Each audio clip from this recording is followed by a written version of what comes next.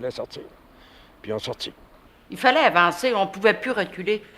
Un coup que le vote de grève a été signé, là, tu peux plus reculer. C'était pas des greenhorns, tu sais, je veux dire, c'était des Gaspésiens qui se sentaient brimés puis qui étaient révoltés.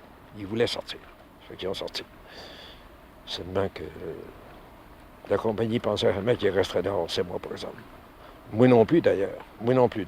On l'a su quand elle a commencé, mais on ne savait pas quand elle finirait. C'est des gens qui ont la solidarité dans le sang. Tu sais, je veux dire, c'est pas quelque chose d'inventé, puis c'est pas quelque chose que nous autres, on les a apportés, là. On les a apportés de l'aide technique, bien sûr. Puis on les a apportés de l'argent quand ils ont décidé de faire la grève, parce qu'à coûté de l'argent, c'est la grève-là, tu sais. Mais on les a pas apportés de la solidarité, ils l'avaient avant qu'on arrive. Les Gaspésiens, c'est ça. C'était spontané. On s'est pas dit c'est quoi qui va être les conséquences. On s'est dit il faut avoir une reconnaissance, puis cette reconnaissance-là, la seule façon, c'est d'aller la chercher, même illégalement, qu'on a soutenu par la suite. On n'avait même pas préparé de propositions pour la convention collective. Je veux dire, bien sûr qu'on avait étudié c'était les dispositions dans une convention collective, mais on n'avait pas préparé, on n'avait pas présenté à la compagnie parce qu'il y avait un bref de prohibition qui nous empêchait de le présenter. Mais la bataille n'était pas faite pour avoir, je sais pas moi, pour avoir 12 cents au lieu de 7, pour avoir ci, puis ça, puis il y a pas pire. Je veux dire, c'était pas ça. La bataille, c'était pour avoir le droit de négocier. C'était la bataille qui a été, d'ailleurs, ça a été reconnu dans tout le Québec, puis bien plus grand. Ça a été la bataille du siècle pour le droit, le simple droit d'association. C'est ça qu'a été Murdochville. Pourquoi toujours parler d'argent si on n'est pas capable de se parler face à face? Notre objectif de la grève, c'était une première des choses, c'était une reconnaissance syndicale pour se permettre de défendre nos droits, défendre un petit peu nos privilèges qu'on avait, de travailler d'une façon saine, dans des lieux sains, être capable d'être cadré dans nos décisions, parce que souvent, quand c'est des travailleurs qui, à un moment donné, qui sont partis d'un coin à l'autre de la Gaspésie, sans trop d'éducation, on ne connaît pas les lois, on ne connaît pas les règlements, on se fait embarquer dans n'importe quoi, puis on n'en profite pas de la vie comme elle devrait être normalisée. Cadré par une instance syndicale, cadré par des gens qui connaissent un peu les lois, tu as plus de chances qu'à un moment donné que ta vie se développe d'une façon plus rituelle et plus correcte, plus normale. Au début de la grève, là, c'était le pique-nique, là. Les tentes étaient montées, les gens ne laissaient pas passer. C'était absolument étanche. Il avait laissé passer un peu des gens de la gérance, mais il ne laissait pas passer d'autres choses. You know, a lot of faces on the picket line we knew.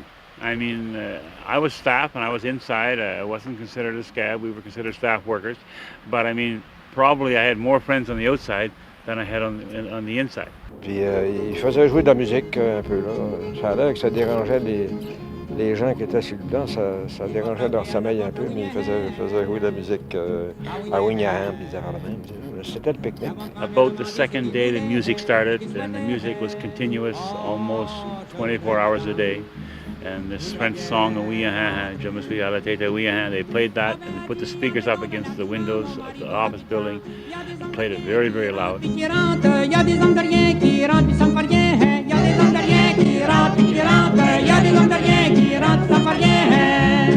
They knew we were low on food. They would put loaves of bread on a stick and walk by and hold the bread up to the window and kind of, you know, or a box of cornflakes on a stick or something like that. Always, you know, tantalizing us, I guess, to a certain extent. La compagnie le savait qu'il était pas une grève. Ça faisait longtemps qu'il avait rentré du matériel pour être capable de rester ici, des bêtes, puis tout ça, sauf que les provisions, ben ça, il y a une limite à ce que tu peux rentrer. Ça fait qu'il voulait avoir des provisions, seulement il ne pouvait pas rentrer à Bordeaux par rapport à la ligne du pitage. Il avait décidé de s'approvisionner par des hélicoptères. Ça fait que là, il droppait des provisions. Fait que les gars sautaient avec le tube et allaient chercher la provision pour eux autres. Of course, the strikers heard the planes coming. They were just as prepared as we were. And as the food started dropping from the plane, they started jumping the fence. We were in back of pickup trucks and we headed out to get the food. But we had one advantage because some of us had snowshoes. L'attitude arrogante de la compagnie, soutenue par le pouvoir politique et par la force policière, contribuent à détériorer considérablement la situation dans la ville. J'ai engagé un autre policeman après 2-3 semaines. Mais il était pas en ville. Je l'ai mis pour le côté de l'eau.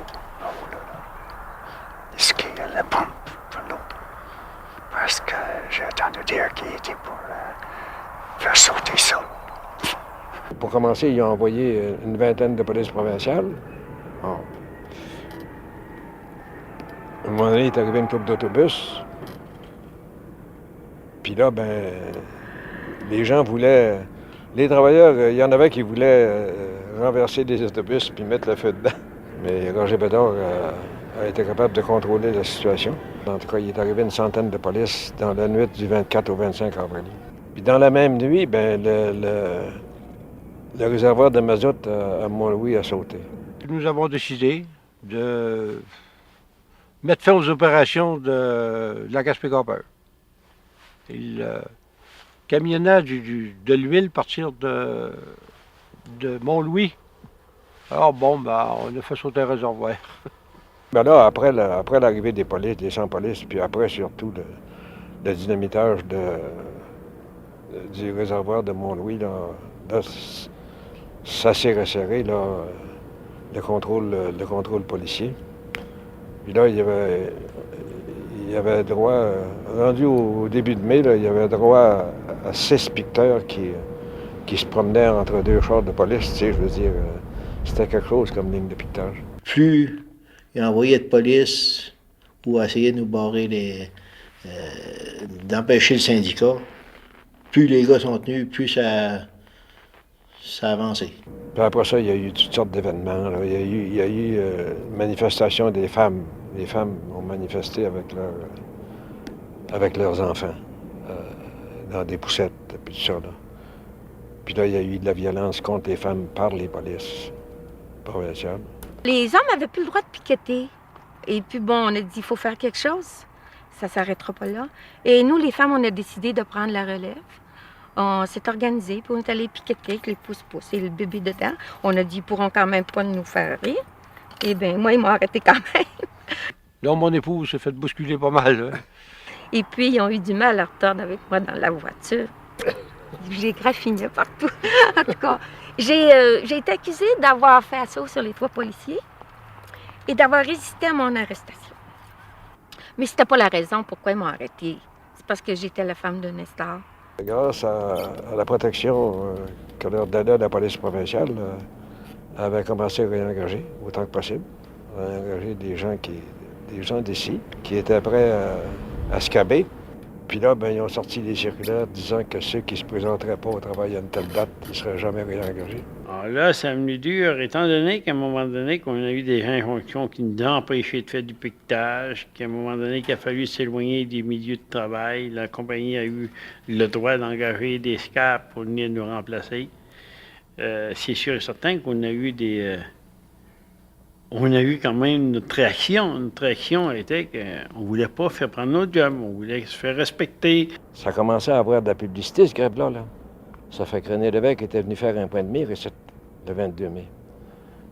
Puis ce jour-là, il y avait des grévistes en ville un peu. Là. Ça fait que là, d'un à l'autre, puis là, finalement, il y a une émeute qui a commencé à prendre forme. Là. Les gens voulaient prendre d'assaut la mine. À un moment donné, on est arrivé ici à la Bordière. Il devait être 300 personnes pour rentrer à l'intérieur pour vider le dessous de la terre. Et là, Roger Bédard nous avait arrêtés.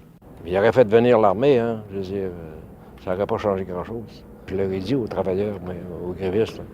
J'ai dit, en majorité, vous êtes des gens qui venez de la côte, vous autres. Là. Si on fait de la casse aujourd'hui, vous autres, vous crissez votre camp chez vous. Là. Mais les grévistes qui restent ici, eux autres, ils vont l'avoir sur le dos. Là. Ça fait que j'ai dit, si vous voulez faire de la casse à la mine, là, faites-la, moi, d'aller, moi, être en avant de vous autres. Seulement, vous allez rester ici, par exemple. On voulait faire entendre qu'est-ce que c'est qu'on revendiquait en soi. C'est encore de la mode d'aujourd'hui. Si tu veux revendiquer un droit de travail, il faut que tu vas contre une loi. C'est la seule façon de se faire entendre. Le syndicaliste, il a grandi de même. Puis il va continuer à grandir de même. Puis après ça, il y a eu l'arrivée des bandits d'Atlas, là.